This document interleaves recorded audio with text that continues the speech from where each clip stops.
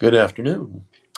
I'm Dr. Terry James Gingrass, and this is Dr. G's ADHD Chat, show designed to make the world safe for ADHDers. I am a clinical psychologist and neuropsychologist, and I'm also the father of one or two, we're not 100% sure, ADHDers, and have relatives on both sides of the family that are also have ADHD. And unfortunately, I guess for us and our kids, ADHD wasn't formally diagnosed until 1980. My kids are now in their 40s, and most of them, at that time, there was not a lot of information about ADHD. We didn't even have the name. Um, and, we had a really dumb, hyperactive disorder of childhood. It's like, what? Anyway, so we spent a lot of time with kids not exactly knowing what we were doing or why they were doing what they were doing. Um, and we're still dealing with that, frankly. Um, and substance abuse was an issue. Okay, we weren't always aware of it, but it was a real issue in our family. Fortunately, what we're talking about today, not so much. Okay, today we're going to talk about opioids. These are the big boys: heroin, fentanyl, and so on. The heavy drugs, the ones that you know people get severely addicted to. I mean, there are people who are given these medications under medical supervision and still get addicted. You know, mostly like athletes that get injured. Back pain, busted your knee, those kind of things.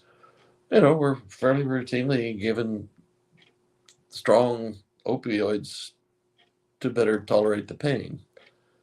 Uh, and then sometimes they were finding that these big, strong football player types couldn't kick it, couldn't stop taking it. And, it's a nightmare just because of that. Because, ADHDers and self discipline and all that sort of stuff, not a good thing. And ADHDers will tend to get on opioids for relief. It's a self medication kind of thing. Uh, they want to better control over things like impulsivity and restlessness and emotional stuff. The problem is they don't work too well together with the medications that ADHDers are normally prescribed. And, like I said, there's a high potential for addiction, which is, it's a nightmare to get out of. Let's just put it that way. Um, people, um, people have problems with it. Um, I frankly have not had a whole lot of experience with people who were addicted to opioids, um, basically because of their ADHD. I had a large number of them that use marijuana fairly regularly because doc, the only time I feel normal is when I'm high. Well, sorry, high is not normal. Okay. But, I think if I had to pick the alternate drug of choice for ADHDers, I'd say probably marijuana. Although we have a lot of alcoholics with ADHD symptoms. Um, it's kind of a complicated sort of question when you're trying to tease out who does what and why. But I would say that in generally, opioids are not as big a problem, say, as alcohol And I don't know if marijuana is really a problem, but I mean it's legal now, so in most places, so it's going to be interesting, because this is not your grandfather's pot. This is new supercharged stuff, and I don't know if it's still something that doesn't really cause any harm. I just don't know, and we won't know until our researchers catch up with the issues. Um, so anyway, with all of these things out there in the world, all these drugs. I mean, I've been doing this for 5 or 6 weeks now. Can't I could look it up, but anyway, and we've pretty much gone through all the major drug classes. The prediction, I guess, of which ones are most likely to cause issues are, like I said before, marijuana, alcohol are probably the two biggies. Um, and you have to be, as a parent, you have to be pretty vigilant with your kids. You got to pay attention to them. You got to be there waiting when they come in from a date or whatever. You can't just assume that everything is cool because there haven't been any major disruptions this week. I know it's hard. I know it's not easy, but they come in. I highly recommend uh, give them a hug if you're a more emotional family, or at least give them a pat on the shoulder and take a good deep breath of what's coming off in their breath, and make sure it's something you are okay with. You know, well, it's just it's a cat and mouse game. It's one that's never very enjoyable for anybody, and you want to be a trusting dad, but with an ADHD kid, it's a little harder to do that. You've got to, they're so dang impulsive, and they don't really think through a lot of decisions, that you need to be on top of that a little bit. Just be able to recognize the signs, the dazed eyes, the glazed eyes, the uh, pupils dilated or pinpoint, depending, uh, how they smell. You know, I mean, the most commonly used ones, the ones I'm most familiar with in the area I live in, is alcohol and marijuana, and those both, they're pretty loud when they smell pretty strong, and they are harder to hide, I think. So just don't be complacent and think it's not going to happen. Just do pay attention to it, to try to catch it, um, and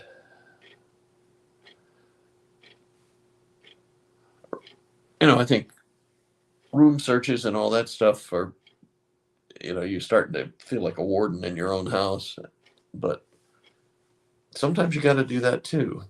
I don't recommend it. I wouldn't say that's the first thing you think about doing. Uh, I mean, it's hard to remember, but when you're dealing with, an ADHD in the throes of adolescence, you're trying to get them to come out of there. And first of all, you both still have some kind of a relationship, as in he will come to you or she will come to you when they're really in trouble. And what you're trying to do is get them to take responsibility for themselves and be responsible adults. Okay, now that's going to be a little trickier, than with a kid who doesn't have ADHD. They'll be very responsible in some areas and not so responsible in others. Uh, it's well, like my son, is very responsible in the sense of taking care of other people, trying to be a good guy and all that stuff. Other areas, not so much. Okay, so you've got to make your peace with that. This is, I mean, there are lots of ADHDers out there in the world who are doing very well in life, have responsible positions or own their own companies. Uh, but there are an awful lot of them that are just barely making it by, just barely shuffling along. And you've got to make your peace with some of that. But anyway, so we've gone through the major drugs, um, and this is kind of my end of doing this stuff because I really don't. I mean, I worked in addictions and stuff, but I don't really like the work. I don't like don't don't do that over and over again. That's I think it stunts my growth. You're nothing but a damn drug. Well, you don't want to be doing that. You don't want that kind of a relationship with your kid. Um, but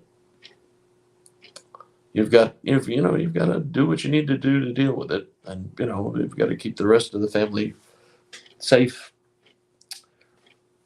And okay, I think we are about done with that. Next week on to happier things, I hope. And I hope all you parents out there who have kids starting school soon have done the necessary to get the school year started. There are things you got to do every year. Meet the new teacher, review the your whatever special programs you've set up. Make sure they're current and still necessary, and no new stuff I'm talking about a 504 plan, that kind of stuff. Um, so you've got to be ready for school because it's coming, and you need to get them back on a school schedule. None of this sleep until 10:30 or in the morning all the time, or you've got to get back on schedule. And you're taking it all, you're pushing it all if you haven't already started doing some of that. Okay, well, I will catch you next week, and remember, this is a show designed to make the world safe for ADHDers because we need some of those people. We need those outside the box thinkers who see unusual ways of solving the problem. Um, so do your best. Try to raise some responsible ADHDers. Okay, catch you next time.